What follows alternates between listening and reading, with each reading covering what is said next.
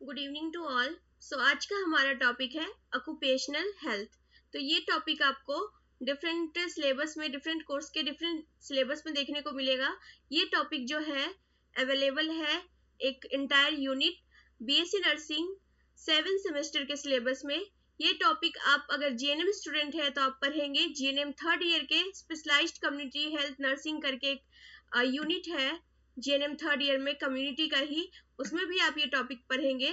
तो आइए हम लोग देखते हैं कि ऑक्यूपेशनल हेल्थ क्या होता है। तो आज के लेक्चर में हम लोग कवर करने वाले हैं what is occupational health, what is occupational health nursing, what is occupational health hazards, what is occupational health related diseases, and how we can prevent this diseases. And also we will going to learn about role of nurse in occupational health nursing or occupational health services. अब हम लोग start करते हैं first introduction से। Introduction. occupational health is the health science which is related to human workplace and work environment। तो occupational health क्या है? एक हेल्थ साइंस का ही एक ब्रांच है जिसमें हम लोग डील करते हैं, यानी कि स्टडी करते हैं। किससे रिलेटेड? तो हम लोग human work place and work environment, यानी कि जहाँ पे हम ह्यूमन जो है वर्क करता है, काम कर रहा है, और उसके आसपास का एनवायरनमेंट कैसा है, वर्क प्लेस कैसा है, कौन सा जॉब है। तो हम लोग इसमें जॉब रिलेटेड एनवायरनमेंट और जॉब रिलेटेड थिंग्स के ऊपर हम लोग इसमें स्टडी करते हैं। Occupational health is entirely preventive medicine. तो ये एक पार्ट है क्या चीज का? हमारे प्रिवेंटिव मेडिसिन का, क्योंकि हम लोग इसमें बेसिकली प्रिवेंटिव मेजर्स को अपनाते हैं। The chief objective of occupational health is the safety of workers in all occupations from injuries and diseases, and to improve their health status. Occupational health science gives priority to the welfare of the worker। तो इसका जो chief objective का बात करें occupational health का, तो इसका chief objective क्या है कि वर्कर्स को सेफ्टी प्रोवाइड करना और उनको इंजुरी से, कोई भी वर्क रिलेटेड इंजुरी ना हो, उससे प्रिवेंट करवाना। और ये एक तरीके से जो भी वर्कर है उनका वेलफेयर का भी काम करता है occupational health science. Now coming on the definition. So what is the definition of occupational health? So according to Joint International Labour Organization Committee on Occupational Health 1950 defined occupational health as the highest degree of physical, mental and social well-being of workers in all occupation। तो एक joint international labour organisation committee ने एक बैठक किया 1950 में, एक meeting किया, और इन्होंने एक डेफिनेशन दिया ऑक्यूपेशनल हेल्थ का कि the highest degree of physical, mental and social wellbeing of the workers in all occupation. यानी कि ऑक्यूपेशनल हेल्थ क्या है कि जो भी वर्कर है, चाहे वो किसी भी ऑक्यूपेशन के हो, चाहे वो नर्सिंग सेक्टर के हो, चाहे वो इंजीनियरिंग सेक्टर के हो, चाहे वो कंस्ट्रक्शन वर्कर हो, चाहे वो टीचर हो, चाहे वो कॉलेज में पढ़ाने वाले प्रोफेसर हो, वर्क किसी भी काइंड का हो, वो क्या होने चाहिए? फ्री होने चाहिए, यानी कि free from any physical illness, free from any mental illness, और उनका जो सोशल वेलबीइंग है वो होना चाहिए, गुड सोशल वेलबीइंग होना चाहिए। यही बताया गया है इस डेफिनेशन में। नाउ हम लोग नेक्स्ट पॉइंट में देखेंगे कि इसको और अच्छे से समझेंगे कि ऑक्यूपेशनल हेल्थ होता क्या है। So it represents a dynamic equilibrium between the worker and his occupational environment. तो ऑक्यूपेशनल हेल्थ क्या है? एक बैलेंस है, डायनेमिक इक्विलिब्रियम है। किनके बीच? तो ये है वर्कर, यानी जो जॉब कर रहे हैं और जो जॉब जहाँ पे वो कर रहे हो वो प्लेस कैसा है, वहाँ का एनवायरनमेंट कैसा है, उसके बीच का एक बैलेंस है। अगर ये बैलेंस गड़बड़ाएगा तो हमें क्या होगा? ऑक्यूपेशनल हेल्थ रिलेटेड डिजीजेज हो सकता है। What is occupational health nursing? तो ऑक्यूपेशनल हेल्थ नर्सिंग क्या है? तो it is the application of nursing principles in conserving the health of workers at the work place. तो यहाँ पे क्या करेंगे हम लोग? अपना जो नर्सिंग प्रिंसिपल है उसको अप्लाई करेंगे for the workers eight their work place. तो बहुत सारी इंडस्ट्री जो है ऑक्यूपेशनल हेल्थ नर्स को भी रिक्रूट करते हैं, इंडस्ट्रियल नर्सिंग भी इसको हम लोग इसलिए बोलते हैं। तो based on principle of recognition, prevention and treatment of illness and injury. So as a occupational health nurse आपका क्या रोल होगा? अगर आप किसी इंडस्ट्री में वर्क करेंगे एज अ इंडस्ट्रियल नर्सिंग, तो आपका रोल होगा जो भी वहाँ पे वर्कर्स वर्क कर रहे हैं उनको प्राइमरी हेल्थ केयर देना, उनको किसी भी इंजुरी से प्रिवेंट कराना, ये सारा जो है आपका एज अ नर्स वहाँ पे रोल होगा। Now coming on the goals of occupational health nursing. तो क्या गोल है ऑक्यूपेशनल हेल्थ नर्सिंग का? सो फर्स्ट गोल है टू रिड्यूस इंडस्ट्रियल एक्सीडेंट, यानी कि जो भी इंडस्ट्रियल रिलेटेड एक्सीडेंट है वो उसको रिड्यूस करना, यानी कि प्रिवेंट करना। To prevent occupational hazards diseases, जो भी ऑक्यूपेशनल हेल्थ रिलेटेड डिजीजेज है उसको प्रिवेंट करना। To achieve maximum human efficiency and machine efficiency. अगर कोई भी जो भी जॉब कर रहे हैं, हम लोग हो या फिर नर्सेस हो या फिर कोई भी अगर वर्कर जॉब कर रहा है, तो अगर वो हेल्दी रहेगा तो क्या होगा? उसका इफिशियंसी यानी कि उसका जो कैपेसिटी है वर्क करने का वो सही रहेगा। वही अगर वो सिक हो जाएगा तो अपना वर्क को प्रॉपर तरीके से नहीं कर पाएगा। तो उनको क्या है हमारा गोल कि वर्कर्स को हेल्दी रखना। तो इससे क्या होगा? अचीव होगा maximum human efficiency and machine efficiency. Human जो है वो सही से वर्क कर पाएंगे और मशीन भी सही से वर्क कर पाएगा। टू रिड्यूस सिक एब्सटेनिज्म, यानी कि हम लोग लाइक सिक लीव नहीं लेंगे। अगर वर्कर लाइक अगर हेल्दी रहेंगे तो वो अननेसेसरली सिक लीव नहीं लेंगे और वर्क जो है प्रॉपर तरीके से होगा, तो इससे प्रोडक्शन भी इंक्रीज होगा इंडस्ट्री का। ऑब्जेक्टिव्स, सो ऑब्जेक्टिव्स क्या क्या है? फर्स्ट ऑब्जेक्टिव है maintenance and promotion of workers health and working capacity. तो हम लोग का पहला ऑब्जेक्टिव क्या है? जो भी वर्कर है उनके हेल्थ को मेंटेन करके रखना और प्रमोट करना, उनका वर्किंग कैपेसिटी को इंक्रीज करवाना। तो इसको हम लोग कैसे कर सकते हैं? By the help of health monitoring. Health monitoring like हम लोग जो भी वर्कर है उनका टाइम टू टाइम असेसमेंट करेंगे, फिजिकल एग्जामिनेशन करेंगे, लैब इन्वेस्टिगेशन करते रहेंगे ये चेकअप के लिए कि कहीं उनको कोई हेल्थ रिलेटेड इश्यू तो नहीं हो रहा है। Improvement of working environment and work to become conductive to safety and health. तो हम लोग क्या करेंगे? जो भी उनका वर्किंग एनवायरनमेंट है जहाँ पे वो वर्क कर रहे हैं उसको हम लोग सेफ बनाएंगे। कैसा वो वर्किंग एनवायरनमेंट है उसको हम लोग चेक करेंगे कि वो सही है या नहीं है, ये सारी चीज हम लोग चेक करेंगे। तो ये चेक कैसे कर सकते हैं एज ऑक्यूपेशनल हेल्थ नर्स? तो हम लोग इंस्पेक्शन के थ्रू, वर्क साइट विजिट के थ्रू हम लोग ये सब चेक कर सकते हैं। Development of work organizations and working cultures in a direction which supports health and safety at work, health education। तो जो भी ऑर्गेनाइजेशन जहाँ पे काम हो रहा है वहाँ के लोगों को हम लोग क्या करेंगे? मोटिवेट करेंगे, एजुकेट करेंगे, सेफ्टी क्या होता है, हेल्थ क्या होता है, ये सब की चीजों के बारे में हम लोग बताएंगे। तो ये हम लोग कैसे कर सकते हैं? By the help of health education. Next objective क्या है? To prevent occupational disease. जो भी डिजीज ऑक्यूपेशनल रिलेटेड डिजीज है या फिर हजार्ड्स है उसको प्रिवेंट करना और मैक्सिमम ह्यूमन एफिशिएंसी को अचीव करना और रिड्यूस सिक एब्सटेनिज्म। नेक्स्ट है advantages of occupational health care. तो क्या क्या एडवांटेज है ऑक्यूपेशनल हेल्थ केयर या फिर ऑक्यूपेशनल हेल्थ नर्सिंग का? So investigates and assess load factors and hazards, it gives expert assistant for eliminating them।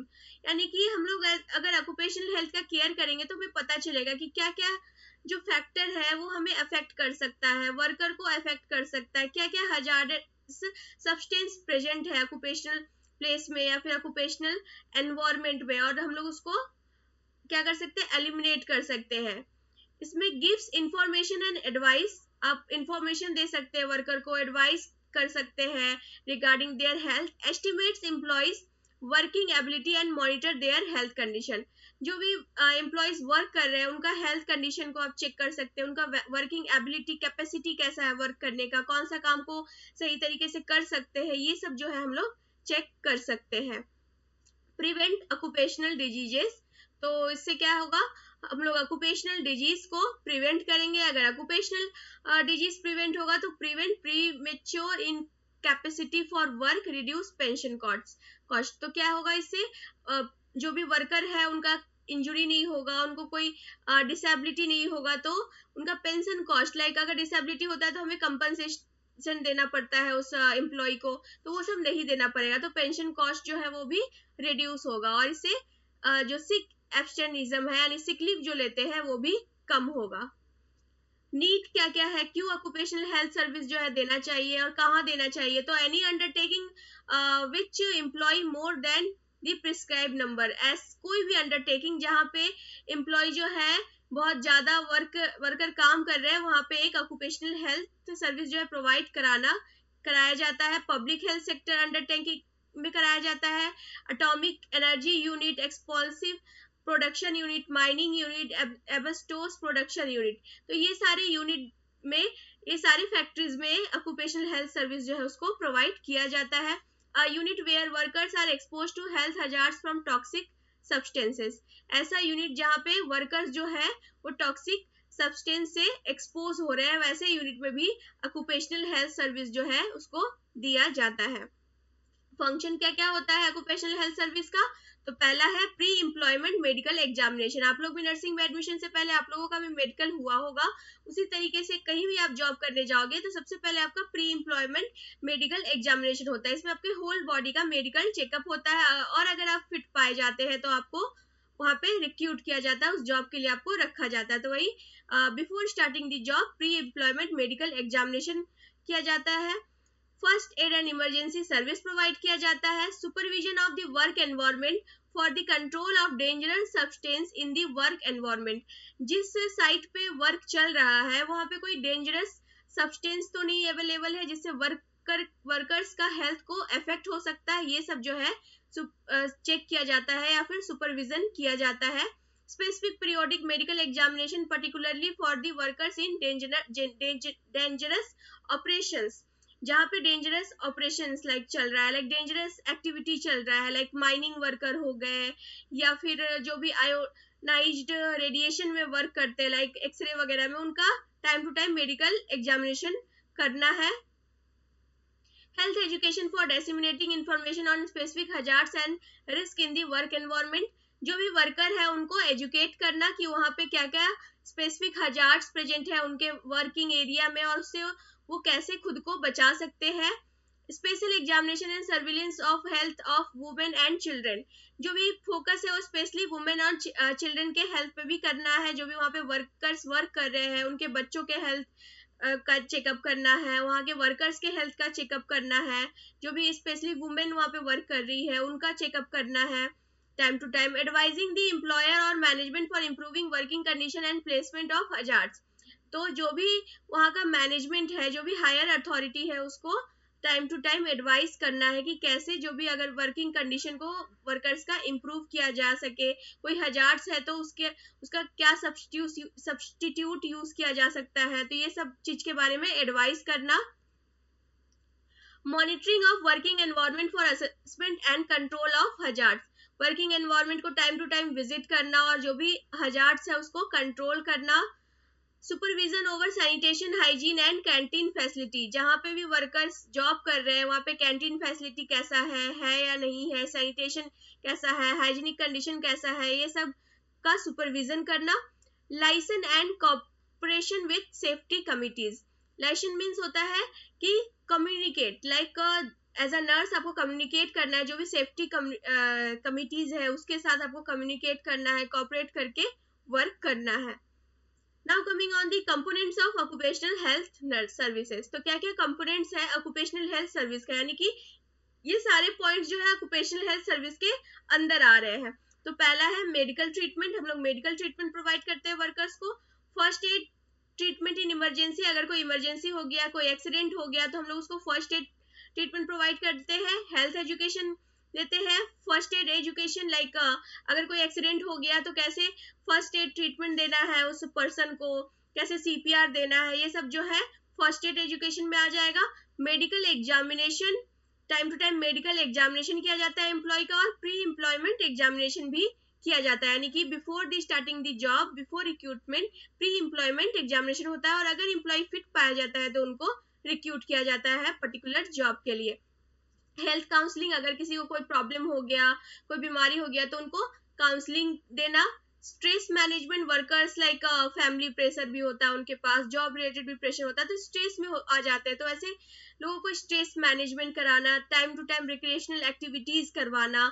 Mental health, अगर कोई डिप्रेस्ड हो रहा है स्टाफ या फिर बहुत ज्यादा प्रेशर की वजह से एग्रेसिव हो रहा है, तो उनको काउंसलिंग देना। फिजिकल हेल्थ पे फोकस करना। रिहैबिलिटेशन प्रोग्राम, अगर किसी को इंजुरी हो गया due to occupational health hazards, तो उसको रिहैबिलिटेट करवाना।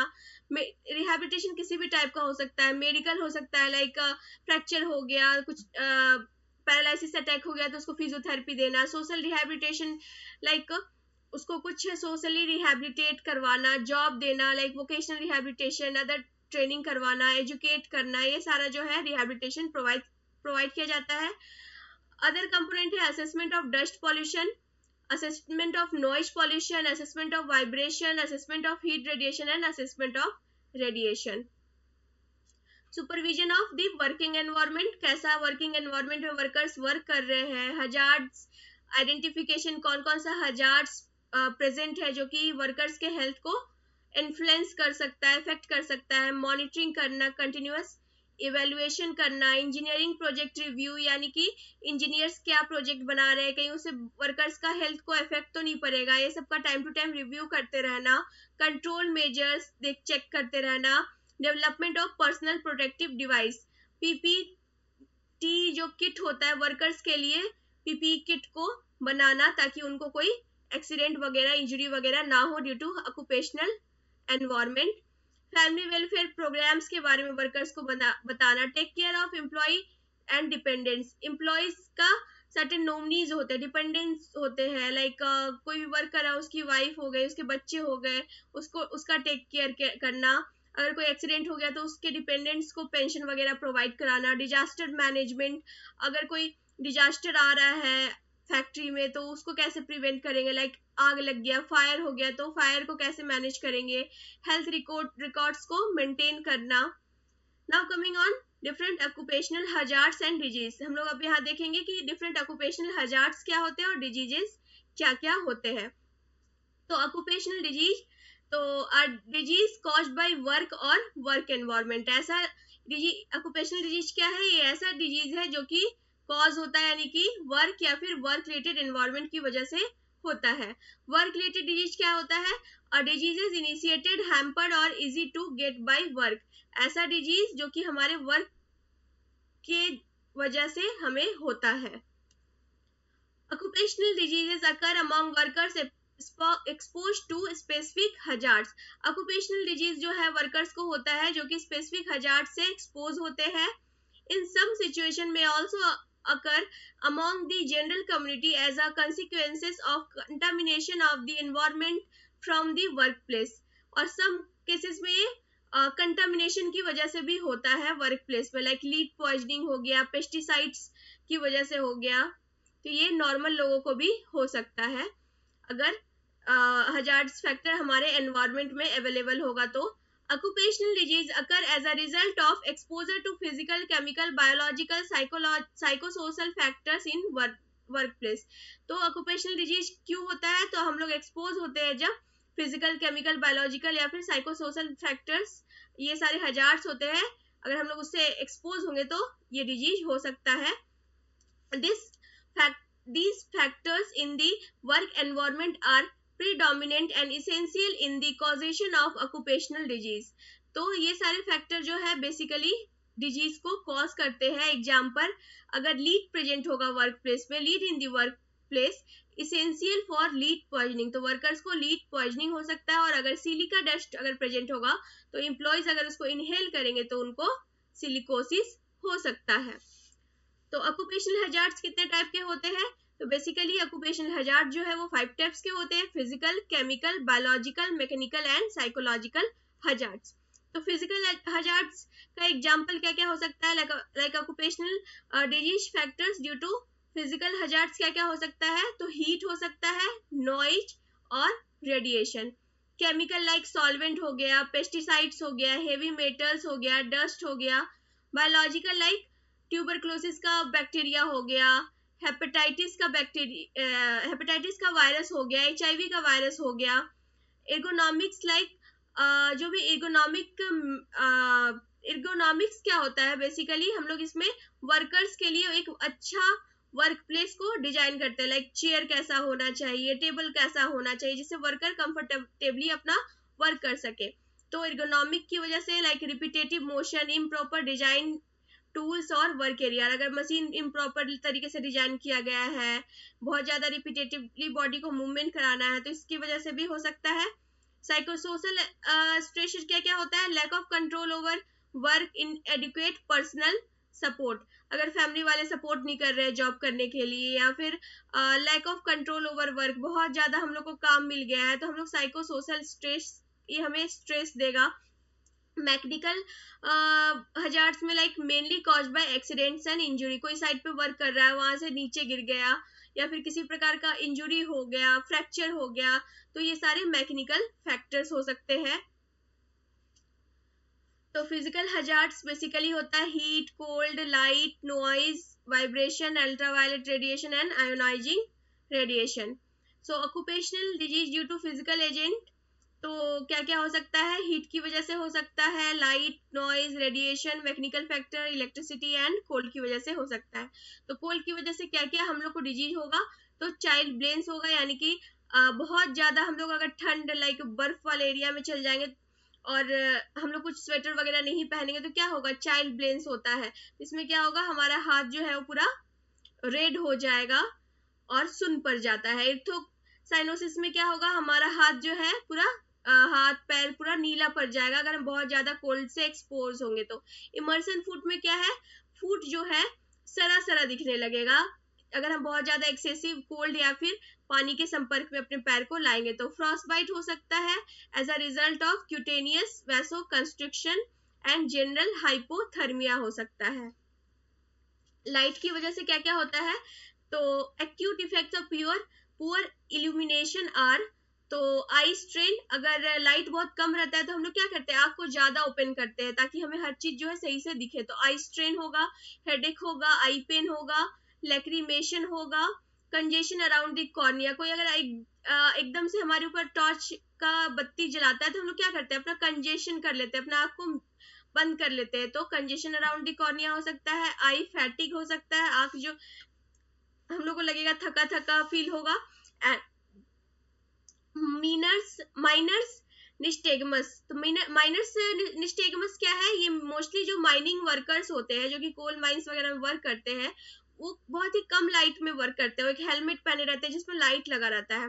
तो जब वो नॉर्मल एनवायरनमेंट में भी आते हैं तो वो हमेशा अपने आँख को बंद करते हैं खोलते हैं, बंद करते हैं खोलते हैं, तो उस कंडीशन को हम लोग बोलते हैं इनवॉलेंट्री मूवमेंट ऑफ आईलिड्स। तो ये इस कंडीशन को हम लोग क्या बोलते हैं, माइनर्स निस्टेगमस। नॉइज की वजह से क्या क्या हो सकता है, तो टेम्पररी और परमानेंट हियरिंग लॉस हो सकता है, अगर बहुत ज्यादा हम लोग डीजे साउंड में चले गए या फिर बहुत ज्यादा कोई मशीन आवाज कर रहा है तो टेम्पररी या फिर परमानेंट हियरिंग लॉस हो सकता है। नॉन ऑडिटरी इफेक्ट क्या हो सकता है, नर्वसनेस हो सकता है, अगर हमारा एग्जाम होने वाला है और आसपास पूरा डीजे साउंड चलेगा तो हम लोग क्या हो सकते हैं, नर्वस हो सकते हैं, फैटिक फील होगा। Interference with communication bye speech, हम लोग हमारे आसपास बहुत ज्यादा शोर शराबा होगा तो हम लोग किसी से कम्युनिकेट प्रॉपर नहीं कर पाएंगे क्योंकि सामने वाले को हमारा स्पीच जो है सुनाई नहीं देगा, और डिक्रीज इफिशियंसी, और हम अपना काम जो है सही से तरीके से नहीं कर पाएंगे।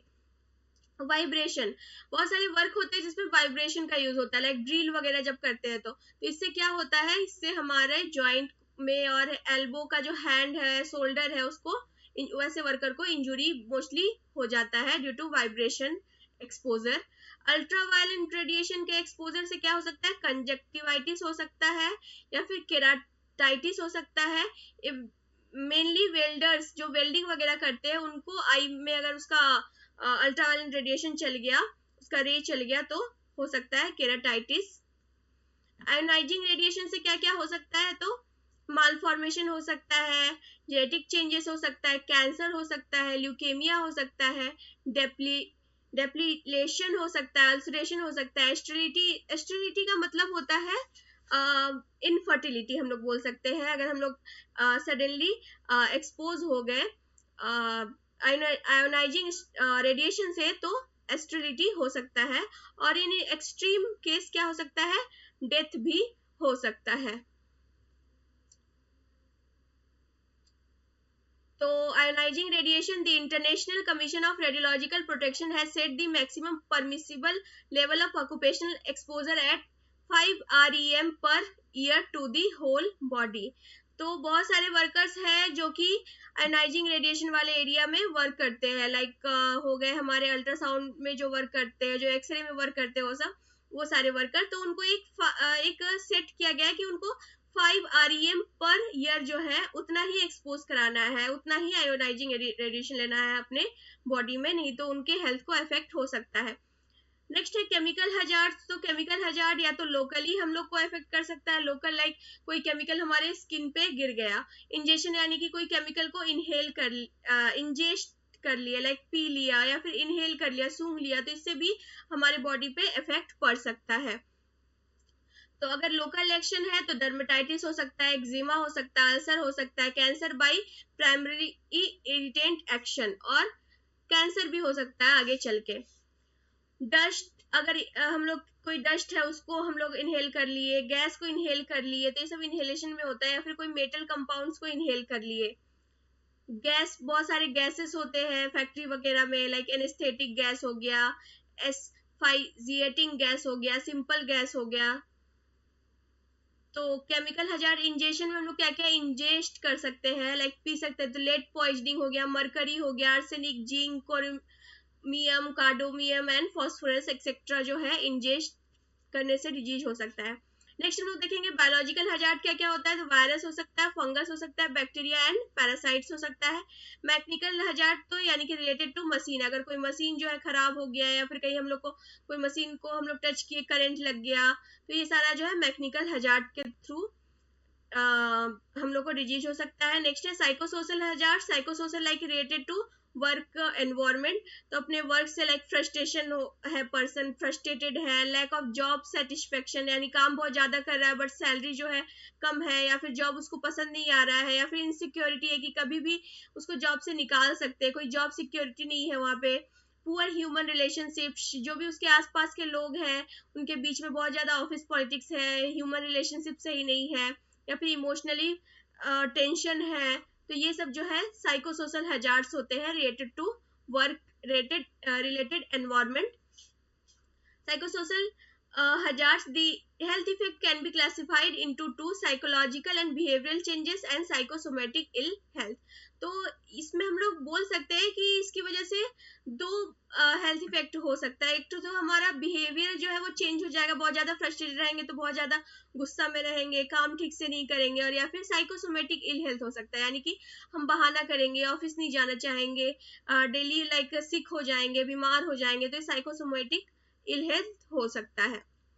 नेक्स्ट हम लोग देखेंगे नीमोकोनियोसिस क्या होता है। तो नीमोकोनियोसिस हम लोग बेसिकली किसको बोलते हैं, तो जो डस्ट को हम लोग इनहेल करते हैं और उसकी वजह से हमारा जो लंग्स वगैरह जो है इफेक्ट होता है, उसको हम लोग बोलते हैं नीमोकोनियोसिस। तो नीमोकोनियोसिस क्या है, dust within the range of 0.5 micron to 3 micron is a health hazard producing after a variable period of exposure a lung disease known as pneumoconiosis which may gradually cripple a man by reducing his work capacity due to lung fibrosis and other complications। तो अगर कोई worker जो है बहुत ज्यादा dust को exhale कर रहा है, अपने लंग्स में लिए जा रहा है, तो कुछ पीरियड के बाद क्या हो जाएगा, उसको नीमोकोनियोसिस हो जाएगा, और उसका जो लंग्स है वो अफेक्ट होगा, और लंग में फाइब्रोसिस होगा, लंग्स टिश्यू जो है वो धीरे धीरे नेक्रोस होने लगेगा, और अदर कॉम्प्लिकेशन जो है वो होगा। तो टाइप्स ऑफ नीमोकोनियोसिस हम लोग देखेंगे। तो पहला है कोल वर्कर नीमोकोनियोसिस, यानी कोल डस्ट की वजह से हो सकता है। एब्स्टोसिस हो सकता है, यानी कि एब्स्टोसिस जो एब्स्टोसिस वाली फैक्ट्री में वर्कर वर्क करते हैं तो एब्स्टोस को इनहेल करते हैं तो उनको एब्स्टोसिस हो सकता है। सिलिकोसिस लाइक सिलिका डस्ट को जो इनहेल कर रहे हैं उनको हो सकता है। बॉक्साइट फाइब्रोसिस, जो भी बॉक्साइट वाले फैक्ट्री में वर्क करते हैं उनको बॉक्साइट नीमोकोनियोसिस हो सकता है, फाइब्रोसिस हो सकता है। बर्लियोसिस यानी कि बेरिलियम को जो इनहेल कर रहे हैं उनको हो सकता है सिडरोसिस हो सकता है, जो आयरन को इनहेल करेंगे, जो भी iron work steel industry work कर रहे हैं उनको हो सकता है, और बाइसिनोसिस यानी कि जो कि कॉटन डस्ट को इनहेल करते हैं उनको बाइसिनोसिस हो सकता है। तो हम लोग जो मेन डिजीज कंडीशन है जो कि एग्जाम में पूछे जाते हैं उसको हम लोग यहाँ पे देखेंगे। तो सिलिकोसिस क्या होता है? Caused by inhalation of dust containing free silica और सिलिकॉन डाइऑक्साइड। सिलिका बेसिकली क्या होता है, लाइक जो पत्थर वगैरह तोड़ते हैं या जो सीमेंट वाले फैक्ट्री में काम करते हैं वैसे वर्कर को सिलिका डस्ट को इनहेल करने से सिलिकोसिस होता है। और इसमें हम लोग क्या देखते हैं, तो स्नो स्टॉर्म अपीयरेंस देखते हैं। जो एक्सरे होता है पेशेंट क्लाइंट का, उसका जो अपीयरेंस होता है स्नो स्टॉर्म होता है, लाइक बर्फ की तरह हम लोग को बर्फीला जो है एक्सरे जो है वो दिखता है। नेक्स्ट है एंथ्रोकोसिस। तो एंथ्रोकोसिस क्या होता है? It is caused by inhalation of dust containing coal miners. जो भी कोल वर्क माइंस में वर्क कर रहे हैं, कोयला की खदानों में वर्क कर रहे हैं, वो लोग कोयला का जो डस्ट है उनको उसको इनहेल करते हैं बहुत दिनों तक, तो उनको एंथ्रोकोसिस होता है। और first phase is called simple pneumoconiosis which is associated with little impairment. और इसका जो फर्स्ट फेज होता है वो सिंपल निमोकोनियासिस होता है जो कि लिटिल इम्पेयरमेंट होता है, जिसमें ज्यादा लंग्स इफेक्ट नहीं होता। और सेकेंड फेज में प्रोग्रेसिव मैसिव फाइब्रोसिस हो जाता है, लंग्स बहुत ज्यादा फाइब्रस हो जाता है।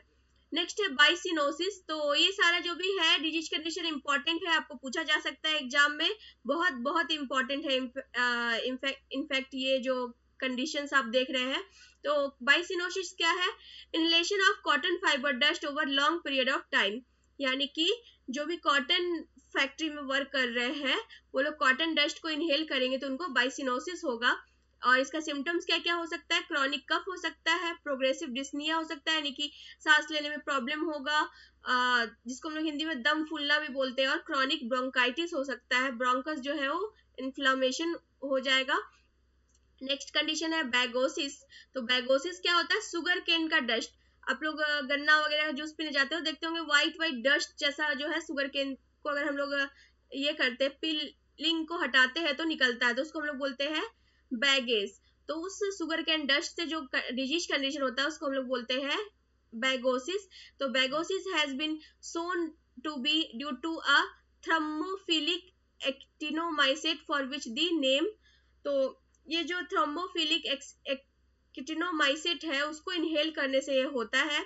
और इसमें ब्रीथलेनेस हो सकता है, कफ हो सकता है, हीमोटोसिस यानी कि वॉमिटिंग में ब्लड टाइप का आएगा, और स्लाइट फीवर हो सकता है।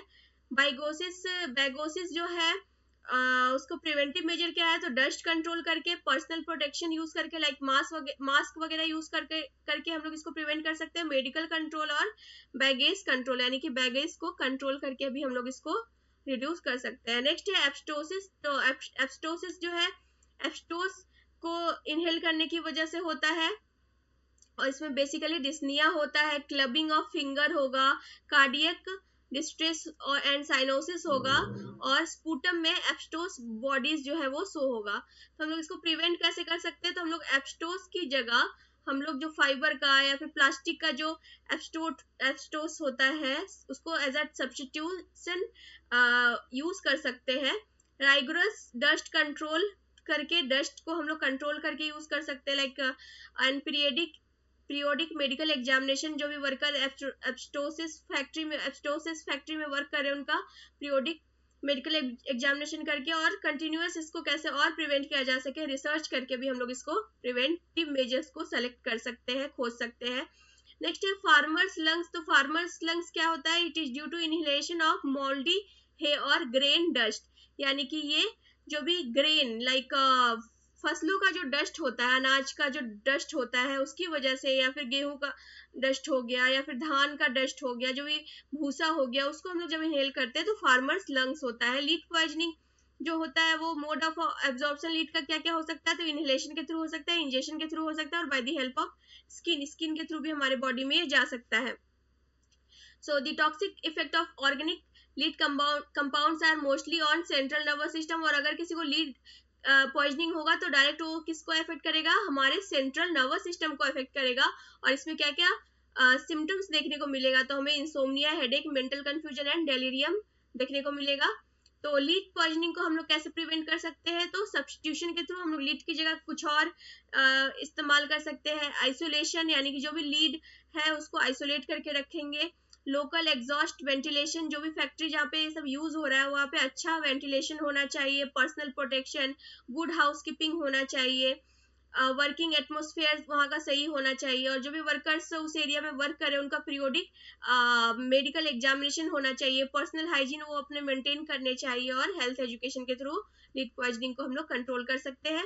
नेक्स्ट है ऑक्यूपेशनल कैंसर। तो ऑक्यूपेशनल कैंसर भी कुछ होते हैं जो कि सर्टेन वर्कर्स को हो सकते हैं, लाइक स्किन कैंसर जो है, जो भी गैस फैक्ट्री में, ऑयल रिफाइनरीज में टार जहाँ बन रहा है वैसे फैक्ट्री में, या फिर ओवन वर्कर जो वर्क कर रहे हैं वहां पे स्किन कैंसर हो सकता है। Lung cancer mostly gas industry, nickel industry, chromium work, mining of radioactive substance जहाँ पे हो रहा है वहां पे लंग कैंसर होने का चांसेस ज्यादा होता है वहां के वर्कर को। ब्लैडर कैंसर, लाइक जो भी डाई स्टफ में, कपड़ा रंगने वाले इंडस्ट्री में, या फिर डाइंग इंडस्ट्री में वर्क कर रहे हैं, रबर फैक्ट्री में, gas and electrical cable industry में वर्क कर रहे हैं उनको हो सकता है। ल्यूकेमिया यानी ब्लड कैंसर, जो भी बेंजोल, रियोजेन, ट्रेस, रेडियो एक्टिव सब्सटेंस वाले एरिया में वर्क कर रहे हैं उनको ल्यूकेमिया हो सकता है। तो क्या क्या कंट्रोल मेजर्स होता है ऑक्यूपेशनल कैंसर को कंट्रोल करने का, तो एलिमिनेशन और control of industrial carcinogens. Carcinogens का मतलब होता है ऐसा सब्सटेंस जो कैंसर को प्रोड्यूस करता है, तो उसको हम लोग कार्सिनोजेंस बोलेंगे। तो हमें उसको कंट्रोल करना है, medical examination time to time करते रहना है, फैक्ट्री का इंस्पेक्शन करते रहना है कि कहीं बहुत ज्यादा हजार्ड सब्सटेंस तो नहीं है वहां पे। नोटिफिकेशन देना है, लाइक आप देखते होंगे फैक्ट्री वगैरह में नोटिफिकेशन रहता है कि ये एरिया डेंजर है या फिर ये सब्सटेंस डेंजर है, तो उस एरिया को नोटिफाई करना है। लाइसेंस होना चाहिए जो भी इस्टेब्लिशमेंट है, जो भी फैक्ट्री है उसका। पर्सनल हाइजीन मेजर्स होना चाहिए, और education of workers and management research, और जो भी वर्कर है उनको एजुकेट करके और कैसे इस हजार्ड को, ऑक्यूपेशन कैंसर को कम किया जा सके उस पर रिसर्च करके हम लोग इसको कम कर सकते हैं। ऑक्यूपेशनल डर्मेटाइटिस क्या होता है, तो बेसिकली ये फिजिकल, केमिकल, बायोलॉजिकल और प्लांट प्रोडक्ट की वजह से हो सकता है, और इसको हम लोग कैसे कंट्रोल कर सकते हैं, तो pre selection means before recruiting any employ उसका सिलेक्शन के टाइम में मेडिकल एग्जामिनेशन करके, प्रोटेक्शन यानी by the help of personal protective equipment use करके, पर्सनल हाइजीन और पीरियोडिक इंस्पेक्शन के थ्रू इसको कम कर सकते हैं। रेडिएशन हजार्ड्स को हम लोग कैसे कम कर सकते हैं, शील्डिंग ऑफ वर्कर, जो भी वर्कर है वो proper helmet, proper PPE kit पहनेंगे। मॉनिटरिंग ऑफ द एम्प्लॉयज, जो भी एम्प्लॉय है उनका हमेशा मॉनिटरिंग करते रहे, उसका फिजिकल एग्जामिनेशन करते रहे, उसको प्रोटेक्टिव क्लोथ प्रोवाइड कराना हो, चाहे एडुकेट वेंटिलेशन प्रोवाइड कराना हो।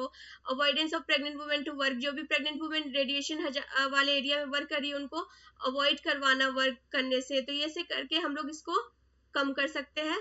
सिकनेस एब्स्टेनिज्म यानी कि जो भी एब्सेंस होता है वर्कर्स का ड्यू टू सिकनेस, उसको हम लोग कैसे कम कर सकते हैं, तो कॉज हो सकता है इकोनॉमिक, सोशल, मेडिकल और नॉन ऑक्यूपेशनल कॉज हो सकता है इसका, और इसको हम लोग प्रिवेंट कैसे कर सकते हैं, तो good factory management and practice, यानी कि फैक्ट्री का अच्छा मैनेजमेंट होगा।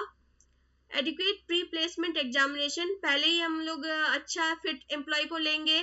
गुड ह्यूमन रिलेशन रहेगा, यानी आपस में सबका अच्छा एक साइकोलॉजिकल एनवायरनमेंट रहेगा, वर्क का एक अच्छा रिलेशन होगा with the subordinates and management. Application of ergonomics, यानी कि जो वर्क एनवायरनमेंट होगा उसको हम सही से डिजाइन करेंगे, मशीन को सही कंफर्टेबली यूज कर सके वर्कर, ऐसा डिजाइन करेंगे। जो भी वहाँ का चेयर होगा या फिर टेबल होगा उसको सही से वर्कर कंफर्टेबली वहां पे बैठ सके, ऐसा डिजाइन करेंगे तो हम लोग सिकनेस एब्स्टेनिज्म को कम कर सकते हैं। एक्सीडेंट को हम लोग, एक्सीडेंट भी होता है तो वर्क प्लेस में, तो एक्सीडेंट का कॉज क्या क्या हो सकता है, या तो ह्यूमन फैक्टर हो सकता है, physical, physiological, psychological and environmental factor हो सकता है, और इसको हम लोग कैसे प्रिवेंट कर सकते हैं, तो इसको भी हम लोग प्री प्लेसमेंट एग्जामिनेशन के through, job adequate job training, जो भी वर्कर साइट पे जॉब कर रहा है उसके पास प्रॉपर ट्रेनिंग होना चाहिए उस साइट, उस एरिया से रिलेटेड, उस वर्क से रिलेटेड, ताकि कोई एक्सीडेंट ना हो। कंटिन्यूइंग एजुकेशन, वर्कर्स को टाइम टू टाइम ट्रेनिंग दे करके, कंटिन्यूइंग एजुकेशन दे करके। इंश्योर सेफ्टी वर्किंग कंडीशन, जो भी वर्कर है उसको सेफ वर्किंग कंडीशन प्रोवाइड करा करके हम लोग एक्सीडेंट को कम कर सकते हैं। Establishing safety department in the organisation under a competent safety engineer, और हर फैक्ट्री का हर डिपार्टमेंट में एक कॉम्पिटेंट सेफ्टी इंजीनियर होना चाहिए जो टाइम टू टाइम मशीन वगैरह को चेक करते रहे, जो भी साइट है उसको विजिट करते रहे ताकि एक्सीडेंट वगैरह ना हो। और periodic survey for finding out hazards, periodic जो भी एरिया है, वर्किंग एरिया है, वहाँ पे सर्वे करके हम लोग एक्सीडेंट को प्रिवेंट कर सकते हैं कि कोई हजार्ड्स तो प्रेजेंट नहीं है, अगर है तो उसको कैसे कम करें। And careful reporting. Health problem due to industrialisation, तो इंडस्ट्रियलाइजेशन के की वजह से क्या क्या हेल्थ प्रॉब्लम हुआ है। तो इन्वायरमेंटल सैनिटेशन प्रॉब्लम, आप देखते होंगे कि अगर आसपास कोई इंडस्ट्री है तो इन्वायरमेंटल सैनिटेशन प्रॉब्लम होता है। आसपास बहुत ज़्यादा लाइक इंडस्ट्री जो है अपना जो कूड़ा कचरा होता है, जो डस्ट होता है, फिर या फिर जो भी कचरा होता है उसको फेंकने लगते हैं, तो उससे आसपास सैनिटेशन प्रॉब्लम होता है, कम्युनिकेबल डिजीज बढ़ता है, फूड सैनिटेशन जो है वो प्रॉब्लम होता है, मेंटल हेल्थ इफेक्ट होता है, एक्सीडेंट हो सकता है, सोशल प्रॉब्लम हो सकता है, मॉर्बिडिटी एंड मोर्टालिटी होता है। तो हम लोग मेजर्स क्या क्या अपना सकते हैं for health promotion of the worker, उनको प्रॉपर न्यूट्रिशन देंगे, कम्युनिकेबल डिजीज को कंट्रोल करेंगे, एनवायरमेंटल सैनिटेशन के बारे में बताएंगे और प्रॉपर एनवायरमेंटल सैनिटेशन पे फोकस करेंगे, उनका मेंटल हेल्थ जो है उसको सही रखेंगे। Measures for women and children, जो भी वुमेन और चिल्ड्रन जो भी वुमेन वर्क कर रही है, जो भी उनके फैमिली है, उसमें बच्चे हैं, उसको हम लोग उसके वेलफेयर के लिए वर्क करेंगे, हेल्थ एजुकेशन देंगे और फैमिली प्लानिंग के बारे में बताएंगे। तो न्यूट्रिशन में क्या होगा, तो under Indian factory act one canteen where number of employees exist 250। तो फैक्ट्री एक्ट क्या बोल रहा है, अगर कोई एरिया कोई फैक्ट्री में अगर 250 से ज्यादा एम्प्लॉय वर्क करे तो वहाँ पे एक कैंटीन होना चाहिए। और education of worker on the value of balance diet, और जो भी वर्कर वहाँ पे वर्क कर रहे हैं उनको एजुकेट करना है about the value of balance diet. Communicable disease को कैसे कंट्रोल कर सकते हैं, तो adequate immunisation against communicable disease. COVID जब आया था, कोविड-19, तो क्या हुआ था, हम लोग सबको इम्यूनाइजेशन किया गया था, तभी जाकर के हम लोग ऑफिस जा सकते थे। तो इससे क्या हुआ, ताकि एक वर्कर से दूसरे वर्कर में ना हो, अगर हुआ भी है तो उसका इफेक्ट ज्यादा ना हो, तो इसलिए हम लोग सबको इम्यूनाइजेशन किया गया। तो adequate immunisation against communicable diseases. Environmental sanitation को हम लोग कैसे कर सकते हैं, तो प्रॉपर वाटर सप्लाई प्रोवाइड करके जो भी वर्कर्स है उनको installation of drinking water fountains and food sanitary preparation, storage, handling of food, education of food handler, जो भी फूड को हैंडल कर रहे हैं लाइक कैंटीन वर्कर हो गए, उनको सैनिटेशन के बारे में हम लोग एजुकेट करके, स्टोर कैसे करना है, फूड को कैसे हैंडल करना है, जो भी फूड वर्कर्स के लिए प्रिपेयर किया जाता है उसके लिए, उसके बारे में हम लोग एजुकेट करके एनवायरमेंटल सैनिटेशन को मेंटेन कर सकते हैं। सो एनवायरमेंटल सैनिटेशन के अंदर क्या आता है, ventilation, temperature, protection against hazards and housing, जो भी एम्प्लॉयज को हाउसिंग, आप देखते होंगे कि लोग जो है कमाने के लिए बहुत दूर दूर जाते हैं, और न्यूज में टीवी में आते रहता है कि एक रूम में 10 वर्कर एक साथ रह रहे हैं, तो ऐसा कंडीशन नहीं होना चाहिए, वहाँ पे प्रॉपर वेंटिलेशन होना चाहिए, वर्कर के लिए प्रॉपर हाउसिंग होना चाहिए। तो इस तरीके से हम लोग एनवायरमेंटल सैनिटेशन को मेंटेन कर सकते हैं। मेंटल हेल्थ को कैसे प्रमोट कर सकते हैं, to promote the mental health and happiness of the workers, हम लोग जो भी वर्कर है उनका हेल्थ और हैप्पीनेस को हम लोग प्रमोट करेंगे। To detect sign of emotional stress and strain and to secure relief of stress and strain where possible, इसलिए time to time recreational activity का ऑर्गेनाइज करेंगे, ऑफिस में पार्टी का ऑर्गेनाइज करेंगे, ये सब करके हम लोग वर्कर्स का क्या कर सकते हैं, मेंटल हेल्थ को, स्ट्रेस को रिड्यूस कर सकते हैं। Treatment of employ suffering from mental illness and rehabilitation of those who become ill, अगर किसी को मेंटली इल हो गया तो उसको हम लोग ट्रीटमेंट प्रोवाइड करेंगे, रिहेबिलिटेशन प्रोवाइड करेंगे ताकि वो ठीक हो जाए और फिर से अपना वर्क में वापस आ सके। Measures for women and children, women and children के लिए क्या क्या मेजर्स है, तो expectant mothers are given maternity leave for 12 weeks, अगर कोई मदर जो है वो प्रेग्नेंट हो गई तो उसको 12 वीक्स का हम लोग मैटरनिटी लीव प्रोवाइड कराया जाता है। Provision of free antenatal, natal and postnatal service, free antenatal, natal and postnatal service provide किया जाता है अंडर ईएसआई एक्ट में।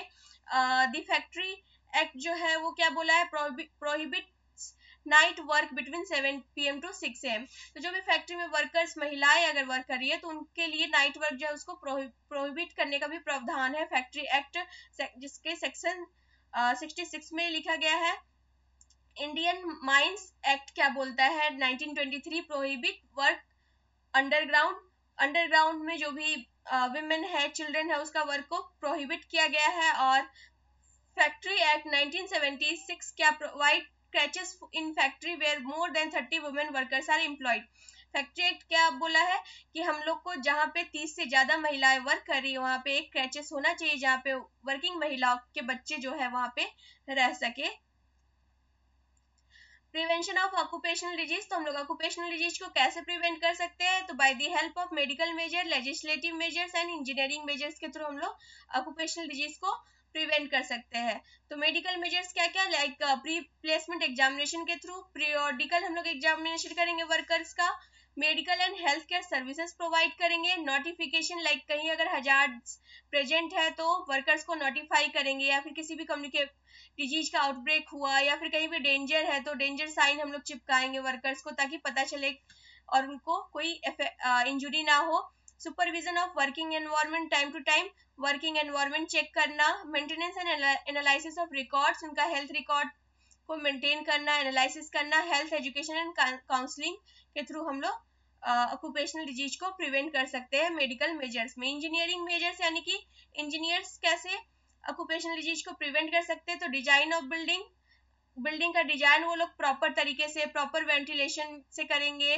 गुड हाउसकीपिंग, वहाँ का हाउसकीपिंग जो है, हाउसकीपिंग स्टाफ जो है वो सही होगा, आसपास एनवायरमेंटल सैनिटेशन मेंटेन होगा, जनरल वेंटिलेशन होगा, जो भी वर्किंग एरिया जहाँ वर्कर्स वर्क कर रहे हैं वहाँ पे वेंटिलेशन अच्छा होगा, और मैकेनाइजेशन यानी जो भी मशीन वगैरह है उसको टाइम टू टाइम चेक करेंगे कि वो सही से प्रॉपर वर्क कर रहा है या नहीं कर रहा है ताकि कोई एक्सीडेंट वगैरह ना हो। Prevention of occupational disease, engineering measures में अगेन हम लोग क्या क्या होता है, तो डस्ट इंक्लोजर एंड आइसोलेशन, अगर कोई एरिया में बहुत ज्यादा डस्ट है तो उस एरिया को हम लोग इनक्लोज करेंगे यानी बंद करेंगे इंजीनियर्स, और उस एरिया से लोगों को वर्क करने से रोकेंगे, आइसोलेट कर देंगे।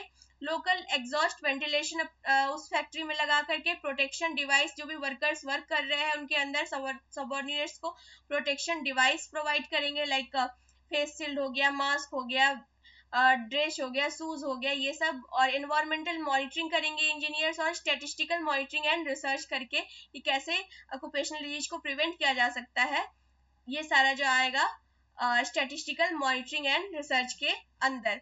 तो प्रिवेंशन ऑफ ऑक्यूपेशनल डिजीज, तो ऑक्यूपेशनल डिजीज को प्रिवेंट करने के लिए सर्टेन एक्ट आया था जिसको हम लोग डिटेल में पढ़ेंगे आगे के क्लासेस में। तो फैक्ट्री एक्ट आया था 1948 में, और एक है the employ state insurance act किया आया था 1948 में। दोनों ही एक्ट इंपॉर्टेंट है एग्जाम पॉइंट ऑफ व्यू से।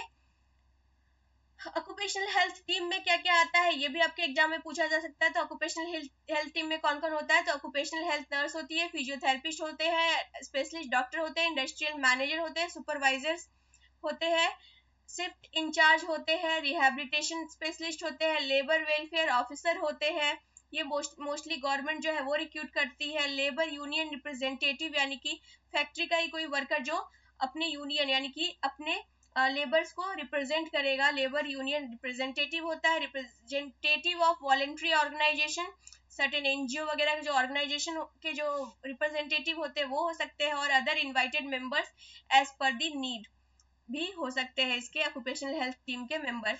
तो function of occupational health nurse का क्या क्या हो सकता है, तो primary prevention, secondary prevention and tertiary prevention, यानी कि हेल्थ प्रमोशन पे फोकस करना, प्राइमरी प्रिवेंशन में हेल्थ एजुकेशन देना, secondary prevention like early diagnosis and treatment, कोई वर्कर्स को अर्ली उनके हेल्थ कंडीशन को डायग्नोस करना और ट्रीटमेंट प्रोवाइड करना, और अगर किसी वर्कर को कोई इंजुरी हो गया, कोई डिसेबिलिटी हो गया तो उसको रिहैबिलिटेशन प्रोवाइड करना and time to time follow up करना, ये आ गया हमारे टर्सरी प्रिवेंशन वाले रोल में। तो role of occupational health nurse as a manager, वो वर्क कर सकती है इंडस्ट्रियल नर्सिंग में, coordinator like different workers engineers के साथ कोऑर्डिनेट करके एडवाइस दे सकती है हेल्थ रिलेटेड, हेल्थ के बारे में। जो भी एम्प्लॉयर है उनको हेल्थ एजुकेटर लाइक एजुकेट कर सकती है एम्प्लॉयर को, एम्प्लॉयज को काउंसलिंग दे सकती है वर्कर्स को, और रिसर्च कंडक्ट कर सकती है। Role of community health nurse in occupational health, तो ऑक्यूपेशनल हेल्थ में कम्युनिटी हेल्थ नर्स का क्या क्या रोल हो सकता है, तो पहला है होम केयर यानी कि होम केयर प्रोवाइड करना, जो भी ऑक्यूपेशनल जो भी जॉब में है उनके फैमिली को, उस स्टाफ को होम में जा करके विजिट करना, उनका असेसमेंट करना। Cooperation of plant department, plant जो भी फैक्ट्री है उसके डिपार्टमेंट के साथ कॉर्पोरेट करके रहना। Special provision for services for women and children, specially focus करना वुमेन और चिल्ड्रन के हेल्प पे, क्रैचे वर्क, जो भी क्रैचेस में बच्चे वहाँ पे है वर्किंग वुमेन के, तो उसके बच्चों पे का ध्यान रखना। Rehabilitation of ill and injured worker, अगर कोई वर्कर इल हो गया, सिक हो गया और इंजुरी हो गया किसी भी तरह का, तो उसको रिहैबिलिटेट करवाना। इंडस्ट्रियल प्लांट सर्वे, प्लांट का सर्वे करना, विजिट करना एंड अदर एडमिनिस्ट्रेटिव रिस्पॉन्सिबिलिटी को देखना, रिकॉर्ड्स एंड रिपोर्ट्स को मेंटेन करना related to health of the workers and environment. तो ये सारे रोल है role of community health nurse in occupational health.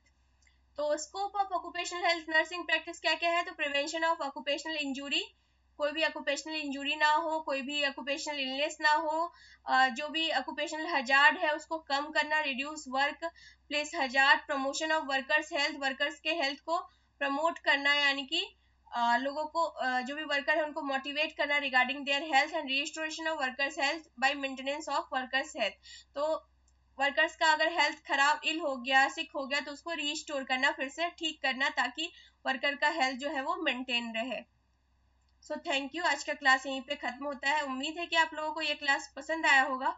तो और भी अगर आप कोई वीडियो चाहते हो किसी भी टॉपिक पे, चाहे वो कम्युनिटी हो या फिर कोई भी टॉपिक है, तो आप कमेंट बॉक्स में लिख सकते हैं। So thank you.